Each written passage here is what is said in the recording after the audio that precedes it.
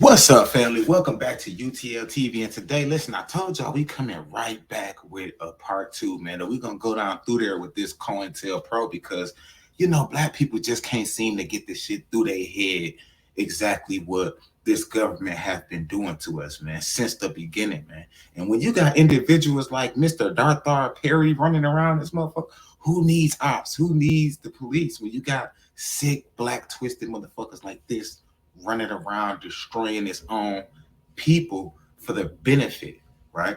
And a lot of these dudes that's doing this, they doing a lot of this shit to get off cases, and they be informants getting paid, joining these different organizations and gangs and shit like that, causing disruption and turmoil and gangs to go to war. They join in organizations that's righteous and tearing them down, destroying them, causing mayhem and just all type of BS, bro. These are agents of chaos. That's what COINTELPRO is. They produce agents of chaos, man. Pay attention to what these dudes doing. But we're gonna tap into this part two of this, man. I ain't gonna run my mouth too much. Y'all see, you be talking too much doing the reactions, man. Listen, bro, I'm gonna go ahead and let Mr. Darthar Perry continue to let you know what he did on his legacy of savagery and treason. But y'all make sure y'all hit that like button. Y'all make sure y'all hit that subscribe, man. And let's do it. You justify to the organizations in which you had infiltrated yourself that you were living on an $800 a week stipend or on an $800 a week standard of living when most of them were living hand to mouth.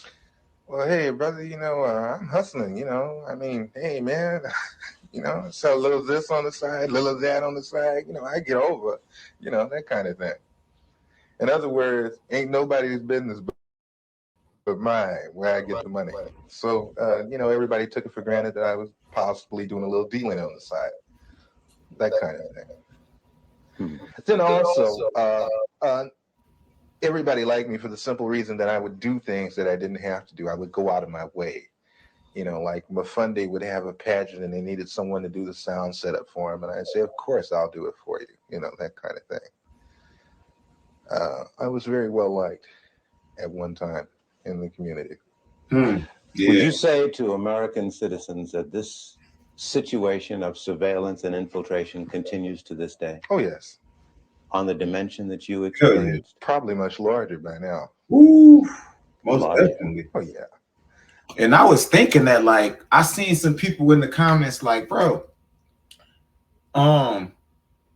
dude, if it's like this, if it was like this way back then, imagine how complex and how bigger this system must be right now, man. It must be sealed tight with this shit. They got this shit covered at all angles when it comes to studying the culture and infiltrating the culture and manipulating the people, bro. And the social engineering plays a main part in this COINTELPRO as well. You feel me? But let's get back to what he is. Like he definitely ain't telling no lies. It's definitely way larger today. Because this was back in what? The 80s, maybe? I don't know. Like shit. Let me put it to you like this. Each year, everything gradually escalated up more and more.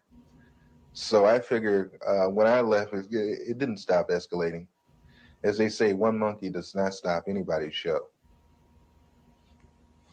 You mentioned Sammy Davis Jr., who at one time, it was reported, gave money to the Black Panther Party, I believe. Were you ever assigned to look into that? Yes, I was told to try to get as close to Mr. Davis or to anyone in his office as I could. Ooh. I used to go up and have real chit-chat, chummy conversations with his personal secretary, Ann, at the 9000 building on Sunset. And I used to bring a Portapack video camera, and I used to go around and I would videotape the whole office. You mean celebrities would be coming into his office and you'd film them freely? Oh, yeah. Didn't they question that? I'm from the Ross Writers Workshop. Yeah, right on, brother. That kind of thing. No questions asked. Same thing with the NAACP Image Awards. They were very interested in people like Sammy Davis Jr. There was another black, in Los Angeles that they were very interested in because not Los Angeles, but in Sacramento, Nathaniel Colley, who's attorney for the NAACP, and I know Nat, and they wanted information on him just for the simple reason that he's an attorney for the NAACP, which makes no sense to me, but must make a lot of sense to them because they use the information. You've been called upon to testify in Washington. Before who? Before the Senate committee. I was called first to testify before the church committee, uh, and I did go to Washington, D.C. I did testify to those people, and I want to say right now that the committee was full of smack. They got loads and loads of information, didn't even use it, didn't release it. I had tapes that I offered to them in evidence against the Federal Bureau of Investigation with conversations of me and my supervising officer, where he's telling me to obtain certain articles for him by stealing. Don't get fingerprints on it. We can really use that. Did you take the weapons over to such and such? The church's committee told me that Sure. they couldn't use the tapes because the tapes were gotten by illegal means. What would you say about the composition of the committee panel that questioned you? I can say that's for the birds too, because the same people that I was talking about were the same people on the panel with the church's committee. What do you mean? When I came in the room to be interviewed by the so-called Crazy. people from the church's committee, the representatives from the Federal Bureau of Investigations were also in the room. FBI agents were a member of the church committee panel. They were there with the investigators for the church's committee asking questions just like the church's committee. And see, this is another thing that I find fault with, and this is another reason why I am not going to Washington, D.C., is that, again, I have been asked to come again for the second time. I'm not going again. For the simple reason that when I went up there with the idea that there were agencies investigating the Federal Bureau of Investigation, not the Federal Bureau of Investigation investigating itself. You're on the lam, almost. Do you have a sense that you're going to be arrested and go to prison? Oh yeah, eventually. Eventually, when things come to a head, it has to. It has to be that way. No other way around it. What would you say to citizens who sit and listen to what you've said and have a sense of frustration and helplessness? There are some agents, the old line agents, that disagree with the tactics that were used during the so-called COINTEL period. But one thing I don't want us to jump off of is that people always they're talking about COINTEL now so heavily. I'm not talking about COINTEL. I'm talking about a thing called BD, which was better known as Black Desk. Black desk. Oh The yeah. Black Desk was set up for a simple thing of infiltrating black organizations and black groups, whatever. Where was this black desk, or were there a number of them? There were a number of black desks, but the head black desk was in Washington, D.C., controlled by Sullivan. The black And desk. Was he black? No. Mm-hmm. And what was the function of the black desks all over the country? I guess there were dozens. The function of the Black Desk was to monitor activity, social unrest, revolutionary groups, cultural groups, and such in the black community. And feed it into this central. Yes. Okay.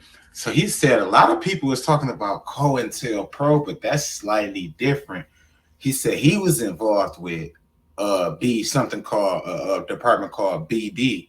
No diddy on that. That just sound freaky, don't it? BD. Look, anyway,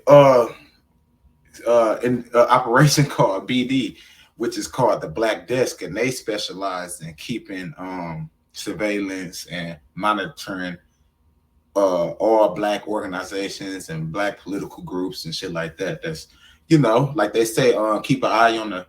They won't let a black messiah rise up. That's what the Black Desk is for. You feel me? So they say, like I said, the COINTELPRO based on them just infiltrating all types of organizations that was going against the uh this patriarch, right? This patriarchal system. But the Black Death is specifically targeting the black organizations like Panthers and all of these different guys. And it still exists. As far as I know, yes. We've seen a number of investigations into the assassination of Martin Luther King. We've seen an extended police trial of the assassination of Malcolm X. What you seem to say substantiates what many black people say out on the street, that government agents or agencies knew that these assassinations were brewing and either participated in them or allowed them to take place. It would behoove black people, it would behoove all people, really, to question so-called the cut and dry uh, one lone assassin theory. The Bureau and other intelligence agencies are very good at conspiracies. They are very good at setting people up to be killed. They are very good at making innuendos so the person will be killed. City police don't know about because they have policemen in there. They don't let black people form anything without some policemen in there. And while I was in the black Muslim movement, over the black Muslim movement, many of the police who were sent to infiltrate us, they're black, would tell me, say, look, I'm a cop, but I have to come. They would tell me. I knew the Muslim movement was full of police. So don't you think anything is going down that they don't know about? The only thing that goes down is what they want to go down. And what they don't want to go down, they don't let it go down. Something else was used against the students. So y'all see, even Malcolm X even spoke on. He said even when he was in the Muslim schools, you know what I'm saying? When he was in the nation and all of that, a lot of them dudes was police officers, and they're telling like, bro, I'm a cop. They just put in place to watch him. You know what I'm saying? To keep a track on him. So that is wild, man. And you hear bro even said they was watching goddamn, I hear Sammy Davis Jr. They was watching, keeping surveillance on Sammy Davis Jr. because he had given money to the Black Panthers, and they was wondering like, hold on, what the fuck? You know what I'm saying? They was even keeping. Listen, they have even went so far as to keep tabs on the NCAA, the NAACP's lawyer, man, because he was a lawyer for the NAACP. Like they just wanted to keep tabs on him and watch him, and like this shit wicked, man. This is something that is probably global right now. Definitely probably global right now with these people, man. And it's just like a shame to see like our people still looking at individuals like me, looking at all these individuals like, listen, use your discernment. Listen, it's the black hand. They gonna always use your own kind to come at you, man. So we must be aware. We must use our discernment, man. We must pay attention. We must not be following these celebrities. We must slowly but for surely take ourselves away from this system, because if we take ourselves away from this system, nothing that they have to offer in this system will affect us, because they use money, they use freedom, you know what I'm saying? They use all of these different tactics in order to get our people to turn on our people. We don't need your money. We don't need nothing from y'all. You feel what I'm saying? So that's what gets our people all the time, man. Like the situations our people be in, combined with the conditioning and the social engineering, it'll cause people to flip and infiltrate their own community and destroy their own community. We see that with drug dealers, gang members. I mean, I was involved. So when so it's all in your brain, man. It's all how you come up. It's all about how you can ascend mentally, physically, and spiritually while you in this realm, man. And what they do with these COINTELPRO and these Black Desk agents is they try to keep you from ascending mentally, spiritually, and financially while you on this mental realm. Because if you do that, if we all ascending mentally, spiritually, and financially, if we all united and raising the collective consciousness, we all building up our communities, then the government won't be able to sustain itself. It's built off evil and war, greed. So I mean, listen, man. This is just we're gonna continue on with this, man. This is just part two, bro. I just had to get this out, bro, because he said a lot, man. And this we need to start looking at this, bro. It's in Hollywood, it's in the music industry, it's in the streets, it's everywhere around you. Do your homework, man. Make sure y'all hit that like button. Make sure y'all hit that subscribe.